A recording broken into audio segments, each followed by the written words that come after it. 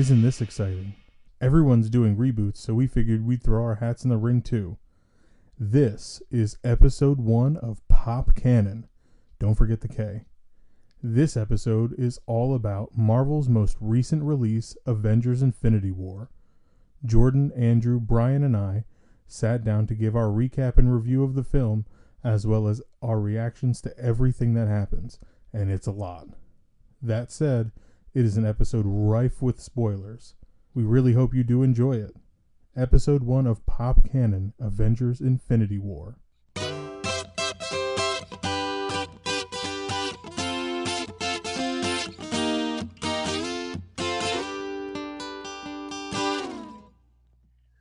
Welcome everyone to episode 1 of Pop Kannon. I'm your host, Jordan. I'm also a host that is named Robert. I am yet another host, named Andrew. And I'm a guest. I'm Brian. He's just being bashful. That's Brian, bashful Brian. That's what we call him, and that's what you should call him too. Nope, not at all.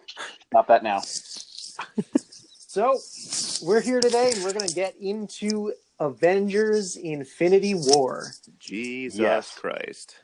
There's a lot to digest here. There's a lot to talk about. Yes, my son. We're gonna spoil the shit out of this movie. Oh yeah, if you didn't see this movie, stop listening to this now. And go see it. Why are you listening to this if you haven't seen it though? So then come back and listen. Please. Tell your friends.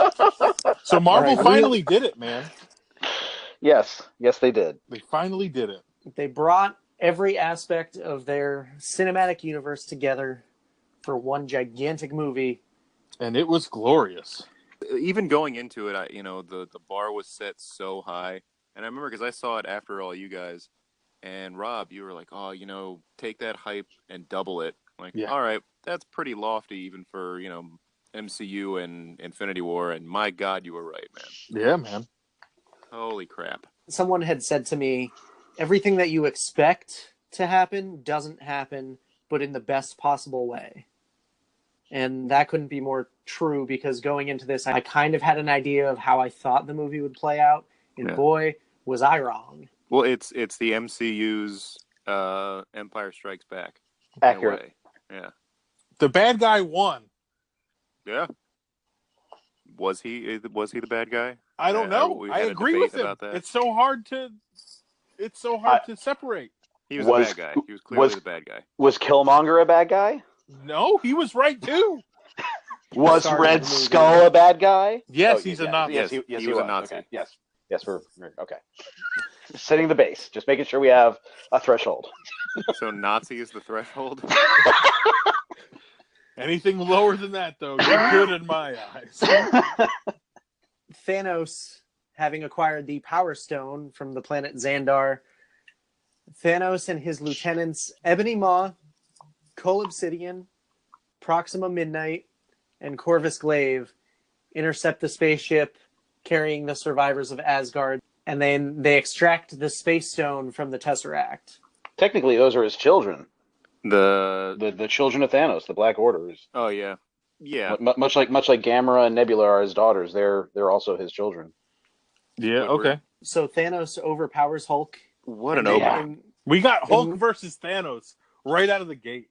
I like that the little callback, and Loki was just like, "Well, we have a Hulk," and then he just bursts out and just starts seemingly wiping the floor with Thanos until the tables turn pretty quickly in favor of the Mad Titan. Thanos was kind of a legit boxer. Yeah.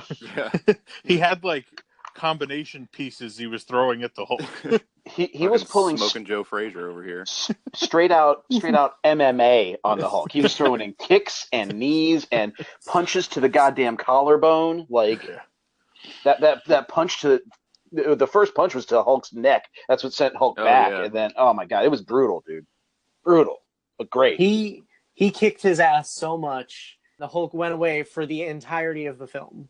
Yeah, and he would not come back out. Mm-hmm. Yeah, because I think Mark Ruffalo even said he has the mental capacity of like a 5-year-old.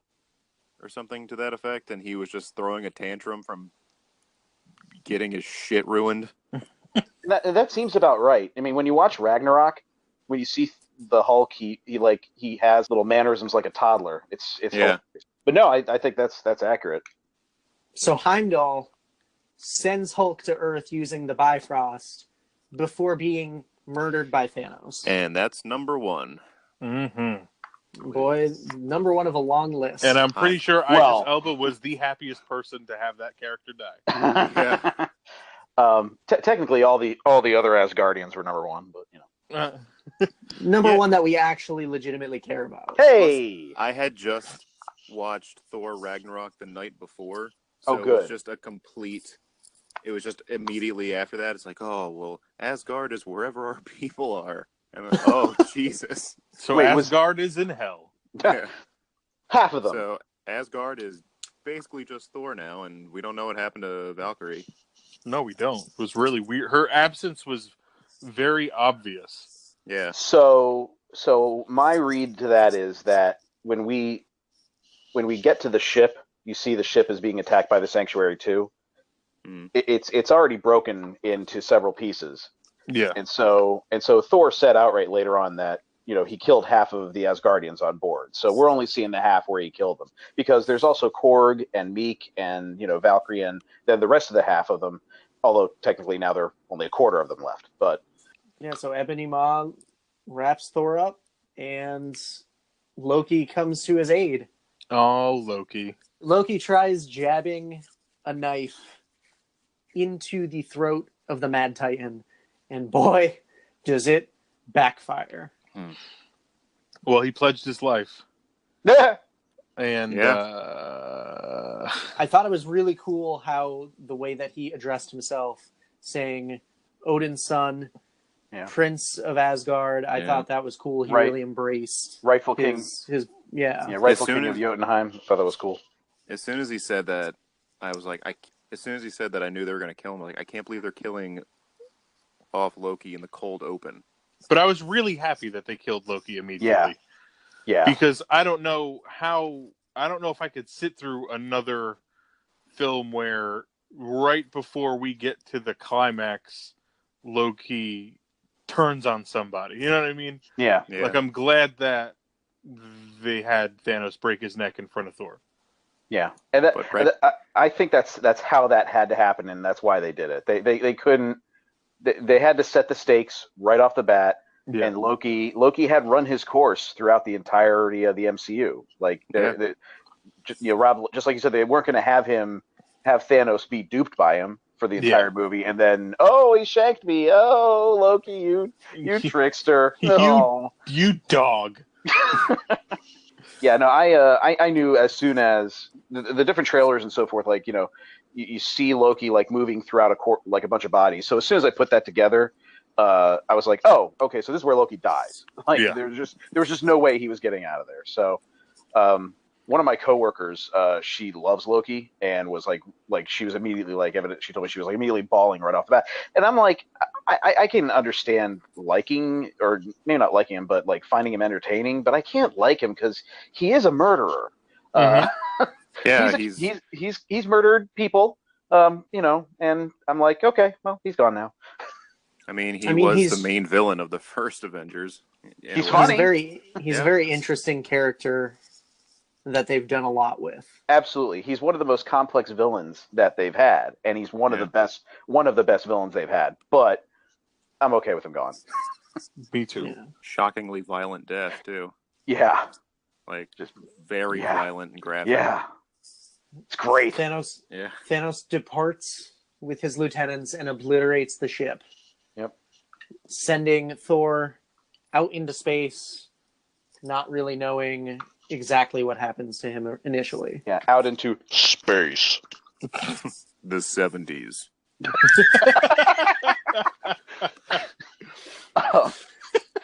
Before we move on from this scene, one thing I just want to say is I really hope there's a deleted scene of Thanos attacking Xandar. I know it doesn't serve any purpose other than just a geeky thing of me wanting to see that, but I want to see that.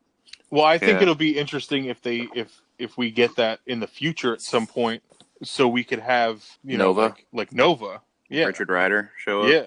That would have to. I would have to assume that this is where, because so if Thanos goes to Xandar and kills everyone, you have to assume that that includes Glenn Close, who was Nova Prime. Yeah.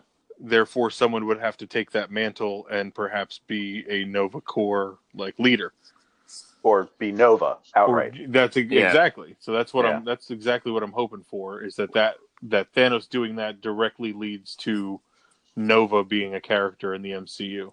Yeah. Well, we got a couple more movies before the next Avengers, so maybe he'll make an appearance. Or You never know. that, or he'll be in the Captain Marvel film That'd be interesting, definitely. But with Captain Marvel taking place in the the 90s. It's like 93, I think. Good year. great year. So Hulk crash lands at the Sanctum Sanctorum in New York, and he's Bruce Banner now. And not Silver Surfer.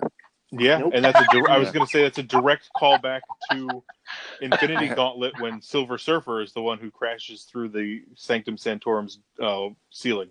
Yeah, I'm trying to. It's been a long time since I read Infinity War, but I'm trying to remember the differences or at least the callbacks to it. Yeah, But it's pretty much verbatim how it happens in the comic, except it's Bruce Banner. The comic is Infinity Gauntlet. Or, excuse me, Infinity Gauntlet. Sorry. And so Strange goes to recruit Tony Stark, who's talking about having a child with Pepper Potts. Mm-hmm. Named Morgan. Little reference to his evil cousin. Ah, interesting. Yeah. It was.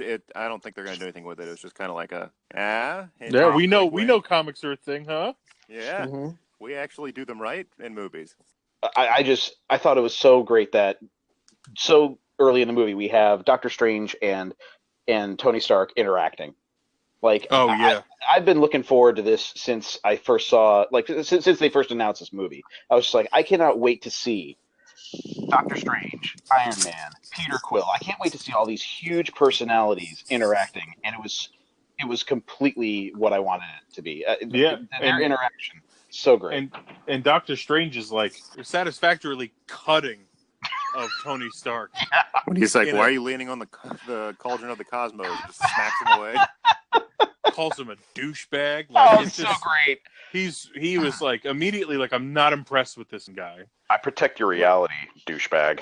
Yeah, He's the Sorcerer Supreme. Yeah, you know? I love it. He's one of the most powerful beings So in great. the MCU. So back to the attack on New York, the second or third or however many it is now. Yeah, the incident, part 4. So Ma and Obsidian arrive. Ma winds up capturing Doctor Strange, but fails to take the Time Stone due to the enchantment that he has. Yep. Simple On but the Eye effective. of Agamotto, which I thought was awesome. Yeah, simple but effective. I really enjoyed Ebony Maw as a character. Yeah. You mean Squidward? Yes. I thought Yes. his powers were very interesting, and also whoever did the voice for him did a phenomenal job making it like super creepy, but also he was so courteous. I just loved it. I didn't think, like, going into it, I was all in for Corvus Glaive because I really like that character from the comic books. But he's leaving the the theater, elf guy, right? yeah. And Leaving the theater, Maul was like definitely my favorite of the four of them. Oh wow. Yeah. I mean, I think he had the most personality out of all of them. Mm-hmm. Yeah, for sure. You're not dying. This is mercy. Like, Mm. ugh. Fantastic. And we see the And- first use of the Spidey sense. Yeah. Yes. Yeah. Ugh. How happy is the actor who played Ned to be able to have one line in the biggest movie potentially of all time? We're gonna die. And Stan Lee's the bus driver. Yes. What is he like? You ever seen a spaceship You before? act like you never seen a spaceship before. Oh, it's so good. Yeah. So good. Once they get up on the spaceship, we see the debuting Iron Spider suit. Oh, man. And it was cool because it wasn't just basically red and gold like Iron Man's. It was actually Blue. yeah. Well, we saw it a little bit at the end of Spider-Man Homecoming. Right. Yep. Yeah. But to see the legs finally come out was cool. Oh yeah. Oh, Their was so functionality cool. was awesome. Yes. Yeah. But they almost operated outside of Peter's brain. Like they knew things to do to help him, Yeah. but it wasn't as if he was operating them. Like, I need this to happen now. He said it that the suit is massively intuitive. So Yeah. And it's the same. It was the same nanotech that Tony's new Bleeding Edge costume had. Yeah. So he's basically Blue Beetle. Holy shit. They mentioned the whole scare beetle going into his spine. It was weird. Deleted scene on the Blu-ray. We're doing deep cuts here on Pop Cannon. So just one thing about Spider-Man real quick is I mean, I know it's obvious, but as a geek, I love it that Marvel is sticking to his power levels, that he's just so strong that, you know, Cull's about to use his hammer on, I don't know if it was Tony or, it was definitely Tony. Yeah. It was Tony, and all of a sudden the hammer just stops, and you're like, oh, it's gotta be, and then there he is like, hey, who's this guy? He's like, hey, Mr. Stark. So That's one thing I really like that. Yeah, you're right, because they went into it in the other Spider-Man movies, but not to the extent that, like, Spider-Man could pick up a car and throw it. he's from outer space and he's trying to steal a necklace from a wizard. There you go. That's all the background he needs. He's like, oh, okay. I'm 15, all right. He's like, and there goes the wizard. Follow the wizard.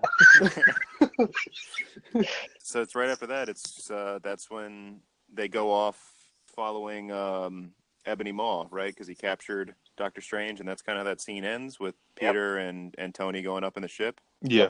We cut back to Bruce, who picks up the flip phone. That's it. Oh, Yeah. yeah. Oh, that's it. Yeah. Yep. There's a call that's got to be made. So then we jump over to Scotland.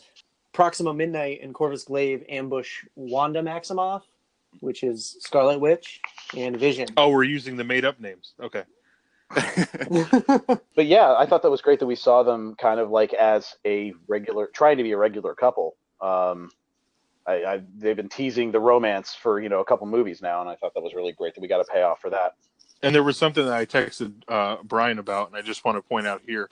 Hats off to Paul Bettany, who took a bit part as a voiceover role in the first Iron Man movie and leveraged that into not only being on screen as one of the heroes, but doesn't have to sit through the face paint to make out with Elizabeth Olsen. He just has to get a yellow gem on his forehead. That's it. Like, perfect. Like in what world has voice acting ever done better for someone? and then throughout that fight, it was great because she's so powerful, which is hinted at here, but later on we get a full reckoning of how strong she actually is. I don't think people realize how powerful Scarlet Witch actually is. And by the end of this film, you do. Yeah. But then she gets the introduction of Captain America in this sequence. The greatest intro throughout the whole movie. That was my favorite. Everyone in my theater applauded when we saw the silhouette of Captain America. People started clapping when they saw Cap. Oh my god, I'm getting goosebumps thinking about it. Yeah, me too. That was my favorite introduction in the whole movie. Silent, but just such a presence. Yeah, because I mean, as soon as you saw the silhouette, you knew who it was. Oh yeah. And then Black Widow's like, "We don't want to kill you, but we will." And then Proxima Midnight's just like, "You'll never have the chance again," and beam me up, Scotty, and she's gone. Wrong. She was wrong. A bit of foreshadowing. Yes. But how different would the movie have been had they killed him there? Very different. Because later on, Shuri would have had more than enough time to just fix Vision and be done with it. But we're getting ahead of ourselves. Yeah, of course. There's a lot of ifs and whithertos and wherefores that could have happened, but yeah. You know, after the whole thing, they go to where they meet up with Rhodey, and they're like, all right, well, we got to get this shit right out of his forehead because Thanos is on his way. Yeah. It's like the opposite of Christmas for them. Yeah.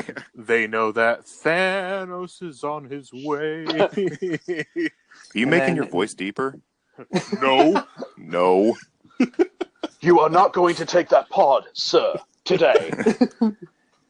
Can you stop touching his arms, please? So great.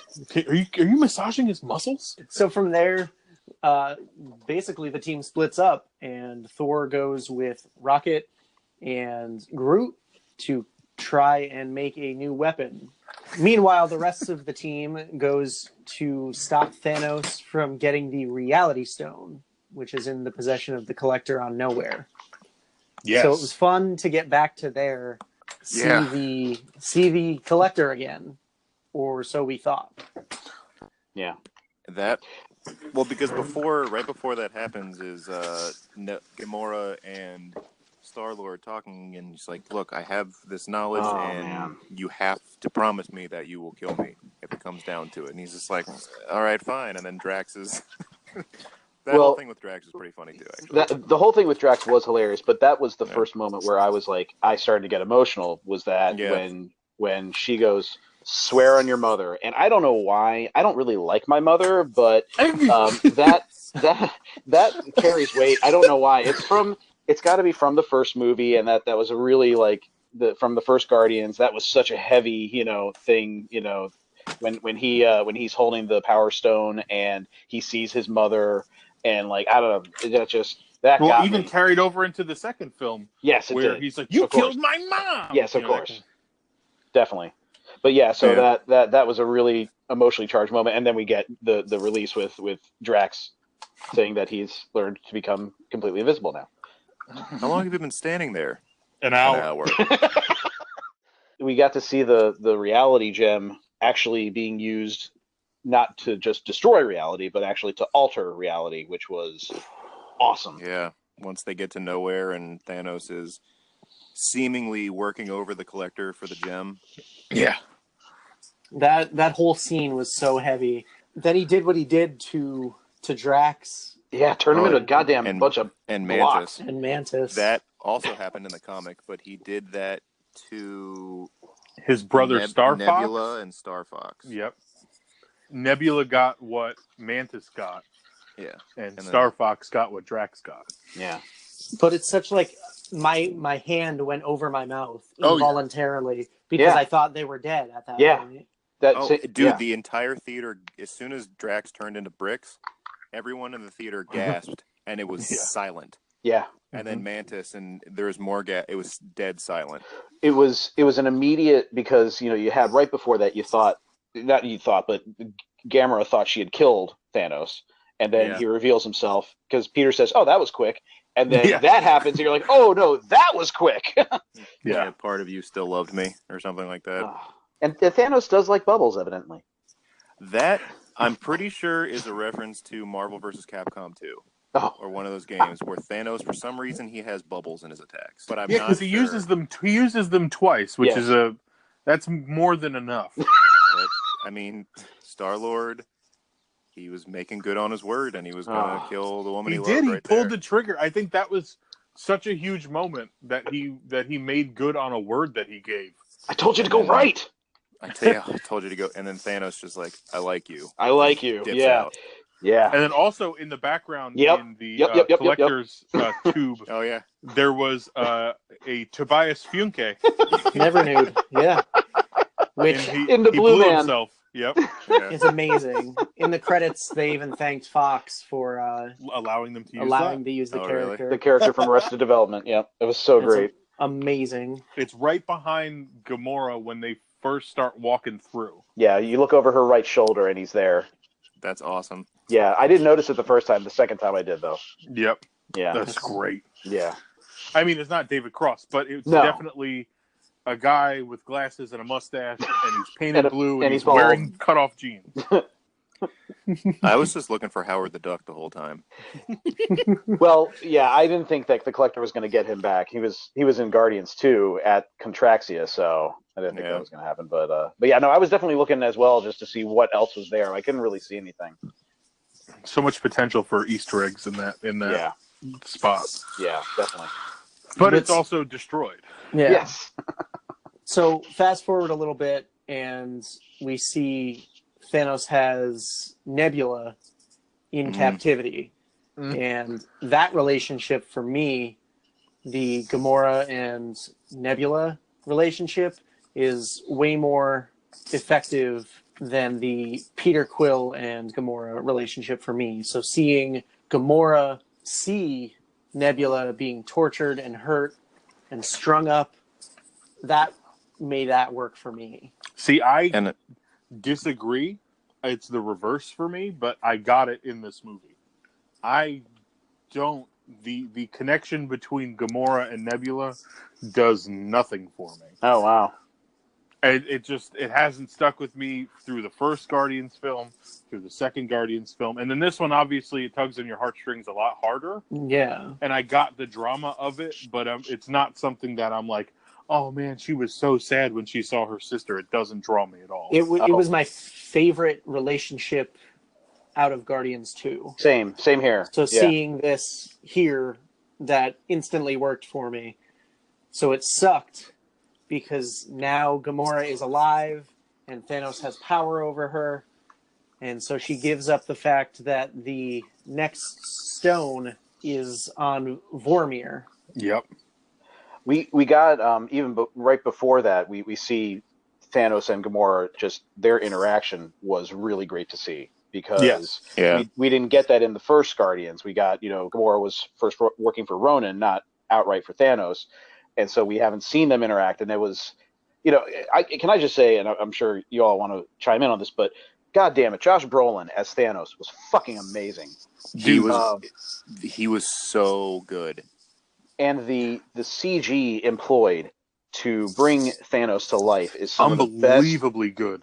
Oh yeah. Like whether it was there was a straight up, like he was real. Yeah. Dude, the scene where, and I know we'll get to it, but the scene that it really sold me was when they're on Titan and he's fighting the Avengers and the Guardians, and you see Mantis is on top of his head and he in pain and everything. You see into his mouth and he's like, he looked like a real creature. It was crazy. Anyway, so his gums connecting to his teeth in that scene were good. Great gums. Thanos. What got me was when he was on Gamora's home planet and he's walking around and you see his arm and like the definition and then the way he's moving his fingers, it all just looked so real. Yeah. It was some of the best CGI I think I've ever seen. Yeah. Ever. Money well spent. $400 million budget. Which it's already tripled in profits. Also, that torture scene with Gamora, holy shit. That was intense. Because that was also kind of a callback. Yes. To the comic where he keeps her like in a state of Nebula? living death. Yeah. Yep. Where she's just constantly decomposing while still alive. Vormir is a planet in the comic books that has like these serpentine dragon-like characters living there. So they use the name of a planet that exists in the comic books for it. Cool. Yeah, which they didn't really do a whole lot with it in the comics, if I remember. But it does exist. Yeah. In the movie, we got the Keeper of the Soul Stone. Oh God, Red Skull. Because I was like, who is that? That's not Infinity. They kind of looked like Lady Death with the, I think it was meant to be a callback to that. Yeah. For a second, I thought it was going to be Eternity. God damn. Isn't Eternity was an Ant-Man, right? Or so people say.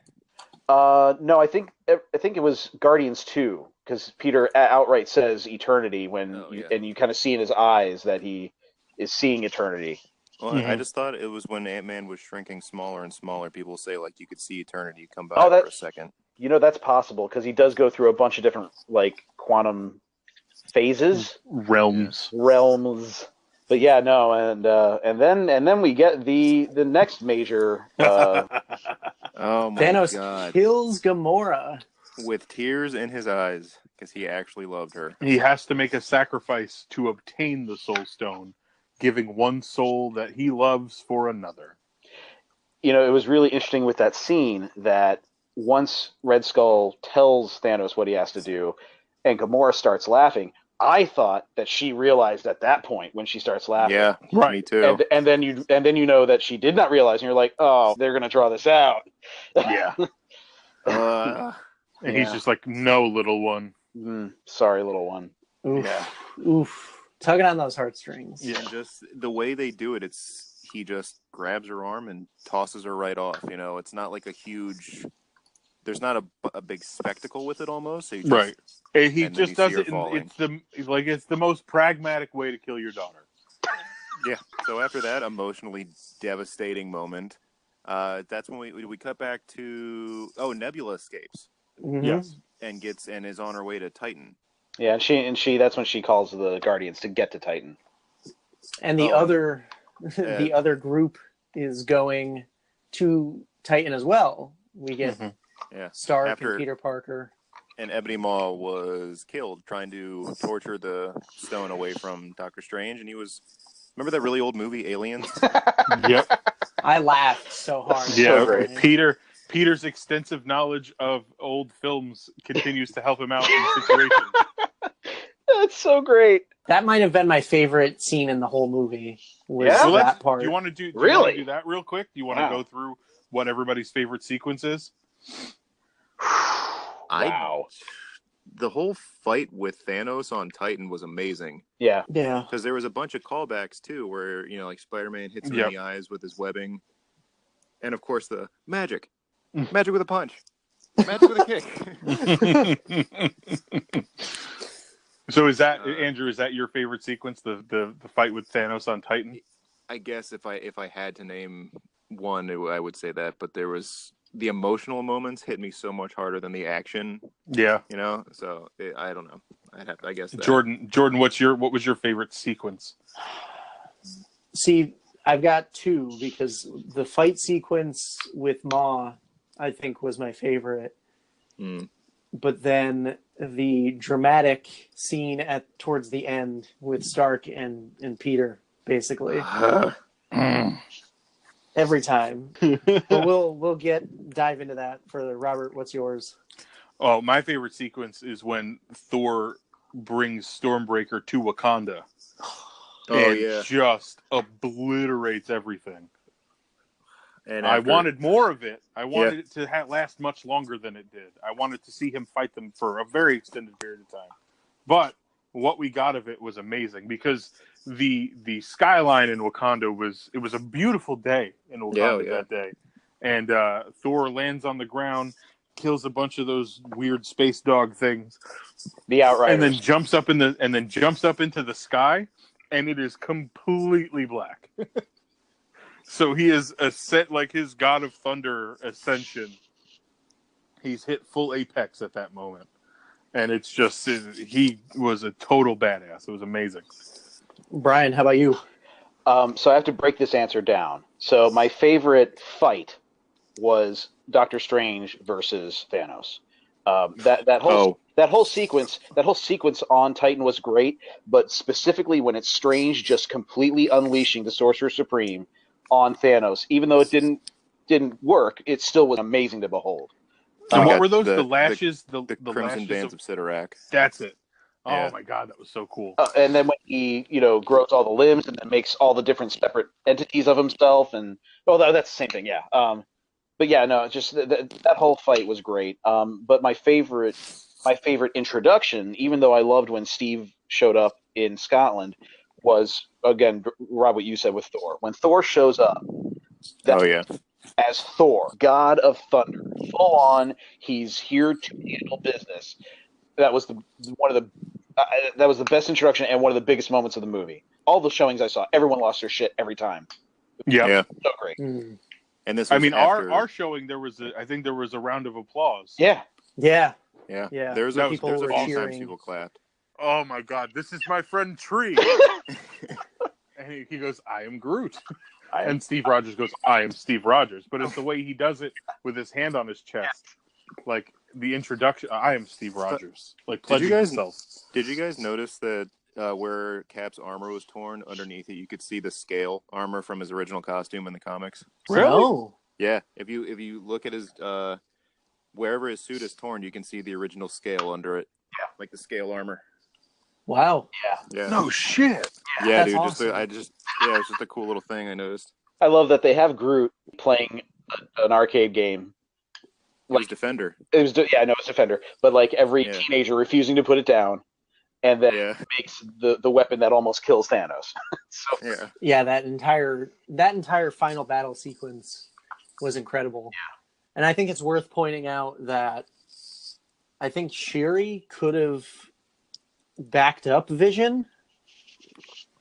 Well, it looks like when she's typing in things when they're trying to get the stone out of Vision, she like snatches something at the very last second. Like it looked like she probably backed him up. It's So possible. I mean, because I noticed like towards the end of it, she's going much faster. Yeah. And then right as the shit hits the fan in that room, she dives out. You know what I mean? Yeah, the whole battle of Wakanda, Everything about that was so good. Seeing War Machine just go completely berserkers. Yeah, he goes America all over everybody's ass. Yeah, no, it was just seeing the new Hulkbuster was great. Yeah, and there was no more Hulk, but there was a Hulkbuster. That was cool. That was a really cool way to utilize Hulk in that. Yeah, because in the promo images, it shows the Hulk. There's like toy stuff that has been made that I don't know if it's ever going to get released, but they went a different direction. That Hulk actually did burst out of the Hulkbuster at one. Oh, really? Yeah, that's a pop figure. I like what they did because it's going to make the payoff in Avengers 4 even better when he comes back. Yeah. Scarlet Witch is on one hand destroying an Infinity Stone in Vision's head because he asked her to do it, and she finally relinquished the fact that she has to do it. And on the other hand, she is blasting at Thanos, and it is holding him back to the point where he can't get there, and he has 5 Infinity Stones. Yeah. So she is so overpowered. Yeah. Yeah, well, she's always been like that, you know? It was unbelievable to actually see them go that far with her. Like, that was the exciting part to me, was that they went there. All for nothing. Well, because he just turns the time stone. You know what? His favorite song, Share, if I could turn back time. And then you should have gone for the head.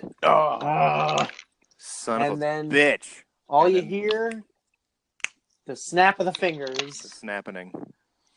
So not only did he start the movie off by snapping Loki's neck, we end the movie with him snapping his fingers and wiping out half of the universe. Yeah.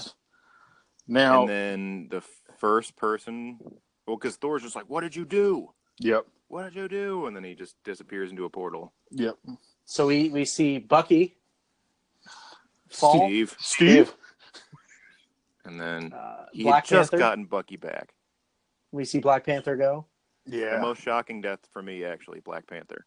We see Groot. Groot Yep. goes. We see Scarlet Witch go. We see Sam Wilson go.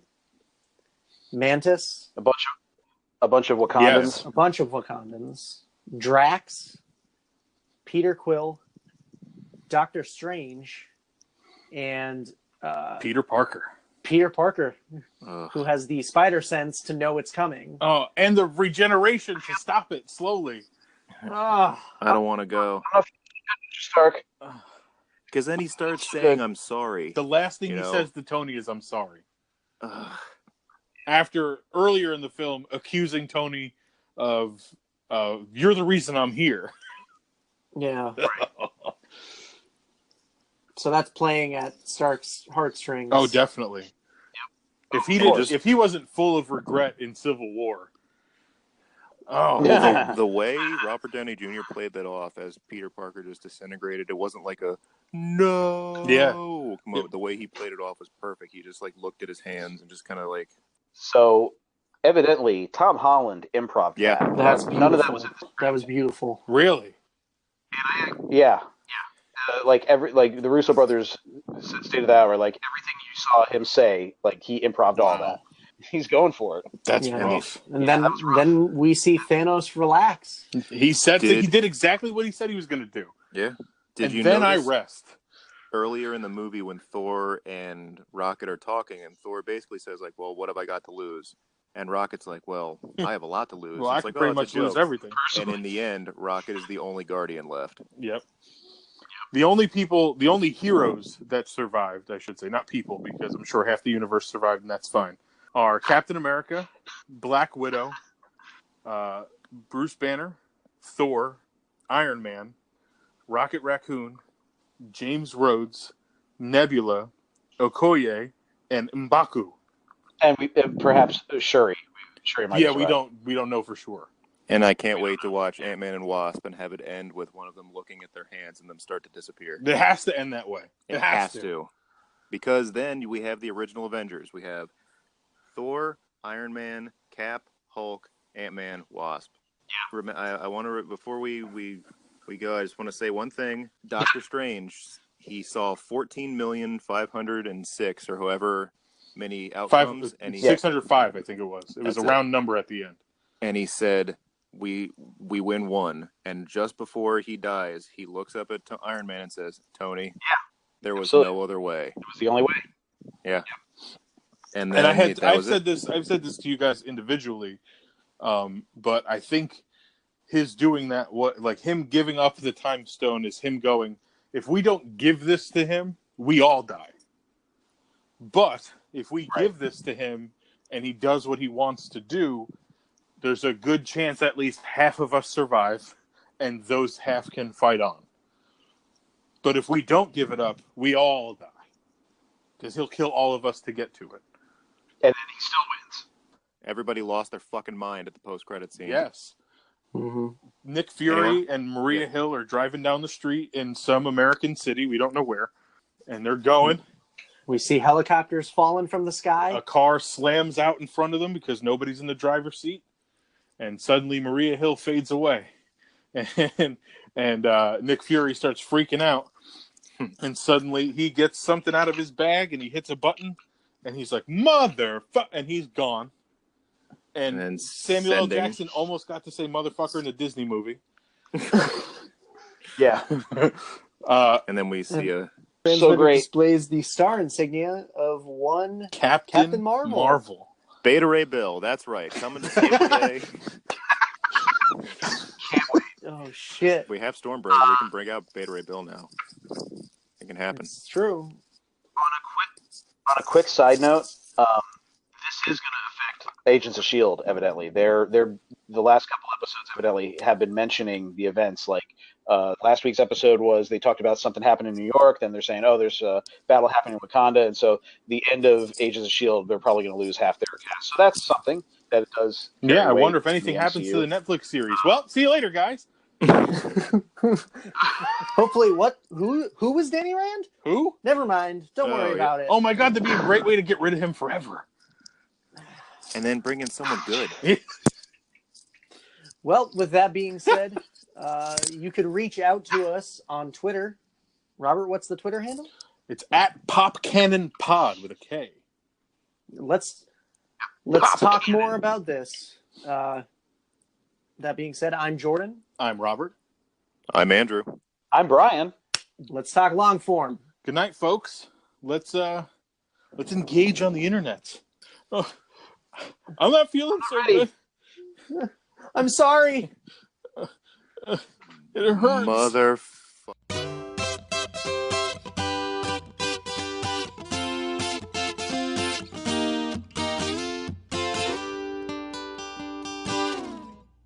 So that was our first episode. We're back. Did you miss us? Did you guys agree with our takes on Infinity War? Which character death hurt you the most? We want to hear from you. You can reach us on all of these social medias. On Twitter at PopCannonPod, Facebook.com/PopCannonPod, YouTube search Pop Cannon Podcast, also on Anchor FM/PopCannonPod. Don't forget that K. And soon to be wherever you listen to your podcasts. Just search Pop Cannon Podcast. We can be followed individually if you're up for the task.